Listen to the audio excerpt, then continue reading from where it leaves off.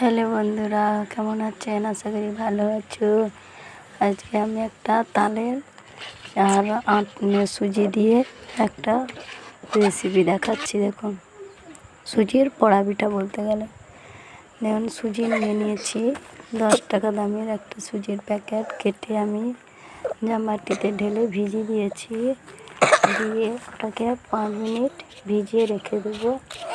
দেওয়ার পরে আমি এবারে একটা নারকেলকে কেটে নিয়েছি। দিয়ে তার পিছনের কালো কালো অংশগুলো বাদ দিয়ে কুচিয়ে নিয়েছি। দিয়ে চিনি দিয়ে দিয়েছি পরিমাণ মতন। দিয়ে এবারে হালকা বেকিং পাউডার দিয়ে দিলাম আমি। দিয়ে 4-5টা এলাচকে গুঁড়ো করে দিয়ে দিচ্ছি। তারপর তাল পাখিটাকে গরম করে নিয়েছি। নিয়ে এবারে দেখুন তাল পাখিটার মধ্যে দিয়ে দিচ্ছি। দিয়ে এবারে হাতটা দিয়ে চাটুটা দিয়ে চামচ দিয়ে মাখিয়ে নিচ্ছি। দেখুন, এই যে কত সুন্দর মাখনটা হয়ে গেছে। ডোটা এইভাবে হালকা নরম করতে হবে, নাহলে শক্ত হয়ে যাবে। তারপর আমি একটা পাতলা ডিশ ছিল আমাদের, আমি ডিশ নিয়ে নিয়েছি। এবার আপনারা যে যেটা পারে কেক ওভেনেও করতে পারেন, কোনো অসুবিধে নেই। দিয়ে আমি দেখুন এই যে এবার এতে ঢেলে নিয়েছি। দিয়ে এবারে হালকা করে এরকম করে নিচটা সমান করে নেব, একটু ঝাঁকিয়ে ঝাঁকিয়ে। তারপরে ওনাতে দেখুন কড়াই বসিয়ে দিয়েছি, কড়াতে বালি দিয়ে দিয়েছি নিচে।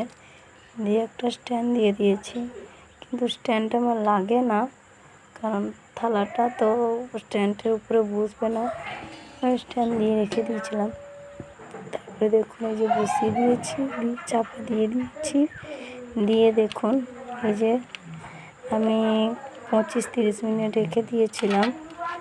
দিয়ে দেখুন কত সুন্দর হয়ে গিয়েছে। এবার দেখুন পিছনটা দেখছেন কত সুন্দর হয়েছে। আবার উল্টে নিয়েছি, দিয়ে এবার কাটবো। দেখুন খুব সুন্দর হয়েছে। আপনারাও বাড়িতে বানিয়েও খাবে। চাল গুঁড়ি করার ভয়ে তো খাচ্ছে না, কিন্তু চাল গুঁড়ি না করেও সুজি দিয়েও হবে। দেখুন এই যে কত সুন্দর হয়েছে, এইভাবে মুলায়ম হয়েছে।